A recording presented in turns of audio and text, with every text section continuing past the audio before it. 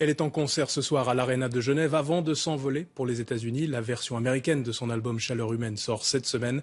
Christine and the Queens est votre invitée, Claire Burguet. Et aux États-Unis, figurez-vous qu'on l'attend comme la nouvelle Michael Jackson. Madonna n'apparaît-il que son nom à la bouche. Donc son personnage de Christine and the Queens a certes libéré Héloïse Letissier, mais elle l'a aussi emmené très très loin, tout près des idoles de son enfance. Bonjour Christine Bonjour. and the Queens.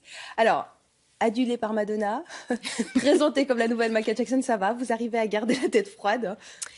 Oui, parce que c'est presque un peu irréel aussi d'apprendre ça, de savoir que Madonna a regardé ton clip, et puis de savoir qu'on est perçu un petit peu comme ça. Moi, j'ai du mal à prendre la grosse tête parce que c'est à la fois très concret et presque surréaliste. Je le dis souvent, mais j'ai l'impression que les posters de ma chambre d'adolescence se mettent à bouger, c'est surtout ça. Et puis j'essaie de vivre cette aventure de la même façon que j'ai vécu cet album, c'est-à-dire que c'est vrai que ça m'emmène loin et j'essaie de rester généreuse et puis présente pour les gens qui viennent me voir en concert aussi. Alors Madonna, justement, c'est un peu quand même la pop star matricielle, la première, la maman de toutes. Elle a aussi ce côté féministe que vous revendiquez aussi. C'est votre personnage ou vous qui revendique ce côté féministe? Le personnage est né, je pense, de mes envies, de mes colères aussi. Donc je pense que Christine est un personnage comme ça, émancipé parce que j'avais envie de l'être moi. Et ce qui est presque un petit peu effrayant aussi, c'est de savoir que Madonna, par exemple, le personnage qu'elle avait dans les années 90, c'est les mêmes combats aujourd'hui. C'est-à-dire que elle avait décidé de pas choisir entre être la Vierge et la putain. Elle avait décidé d'être sexuellement active et forte et désirante. Et c'est toujours les mêmes problématiques aujourd'hui en tant que jeune chanteuse. Donc c'est presque un petit peu dommage de se rendre compte que ces combats-là sont pas gagnés. Mais moi, du coup, je considère que je suis féministe revendiquée et passionnée. Et je trouve ça dommage d'ailleurs que pour certains, ce soit encore un gros mot d'être féministe ou que ce soit presque quelque chose à prendre avec précaution. On va revenir sur votre parcours fulgurant déjà jusqu'ici, avec Julie Evard, si vous voulez bien. Oui. Alors, est-ce qu'exploiter les failles d'Héloïse, c'est ça le secret pour Christine, pour son succès? Oui, je pense que c'est de ça que se nourrit ce personnage et c'est avec ça que ça va effectivement. Et pour moi, c'est très queer, ça, c'est une esthétique queer comme on dit, c'est-à-dire qu'on prend ses blessures, on prend ses faiblesses et on en fait des forces et des couronnes et des ornements. Et c'est en tout cas comme ça que je crée maintenant depuis 1 an et demi. Et c'est pour ça qu'un personnage comme Perfume Venus me touche aussi beaucoup parce que c'est quelqu'un qui est très là-dedans aussi, qui accepte d'être très vulnérable et qui du coup devient presque surhumain. C'est une démarche qui me plaît en tout cas. C'est en ça aussi que vous êtes plus moderne que Madonna, comme elle l'était à son époque, parce qu'on parle beaucoup d'elle, donc j'y reviens.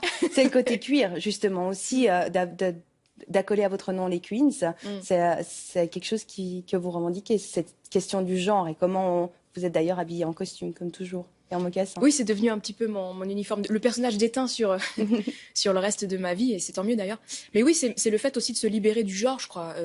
Comme de toute façon, c'est une logique de libération totale, et donc y compris des étiquettes et des cases et je pense que je cherche une douceur d'exister aussi qui existe, je pense à mon avis, dès qu'on essaie de sortir de stéréotypes ou de qu'est-ce que c'est d'être une femme, est-ce qu'il y a une seule façon de l'être, et à partir de là on peut aussi être plus inventif et plus tolérant aussi. Je pense que ça libère tout le monde d'essayer de réfléchir en dehors des cases. En tout cas moi j'ai l'impression que j'arrive à être plus bienveillante aussi parce que j'arrive à mieux accueillir les autres comme ça. Donc au-delà du succès, elle vous fait vraiment du bien, Christine?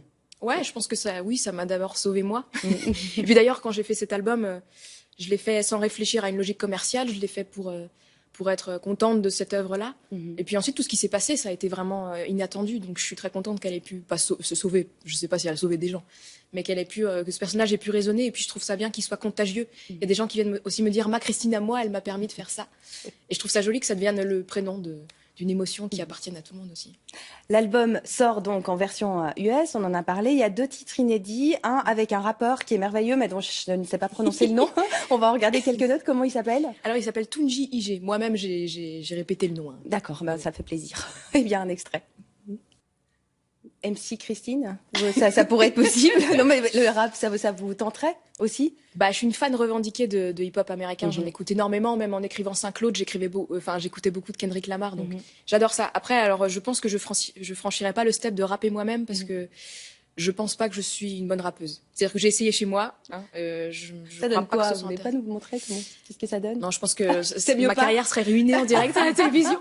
Mais l'esthétique de la punchline, de la frappe de la phrase qui frappe, ça me plaît. Et puis je pense qu'on peut faire de la pop musique en étant inspiré par du rap. Ce serait presque plus intéressant de faire ça que d'essayer d'être Eminem, parce que c'est pas la peine. De toute façon, Eminem est déjà là. qui est impressionnant chez vous, au-delà du fait que vous contrôlez tout, hein, l'image, la musique, vous écrivez, là même les clips, on voit, hein, c'est toujours très léché et c'est vous qui faites ces mises en scène. Il y a aussi l'image que vous avez de vous-même, ce que vous donnez sur scène. Pourtant, vous n'êtes pas formé vocalement, vous n'êtes pas formé à la danse, alors que vous dansez de manière incroyable. Et là, vous êtes en train de prendre des cours de voix, justement. Vous reprenez un petit peu des cours. Pourquoi c'était important? Parce que la voix est déjà là. Bah, la voix était déjà là, mais c'était très instinctif. J'avais jamais trop travaillé et j'ai découvert la réalité. Vous voyez d'ailleurs, puisqu'on parle de voix, la réalité d'une tournée aussi avec l'exigence que.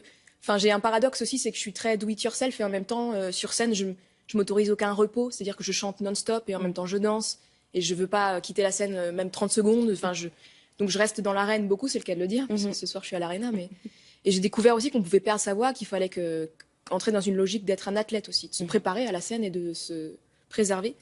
Et ce qui est intéressant, c'est que j'ai donc commencé le chant un peu à reculons, parce que j'avais peur qu'on perde une fraîcheur aussi ou une spontanéité. Puis en fait, je découvre que j'exploite que 30% de ma voix. Donc c'est presque intéressant aussi de savoir ce que je pourrais en faire pour la suite. Alors il nous reste très peu de temps, malheureusement. Mais vous aviez dit que chanter en plateau, c'est pas votre truc. Mais par contre, vous étiez d'accord de nous faire une chorégraphie des mains.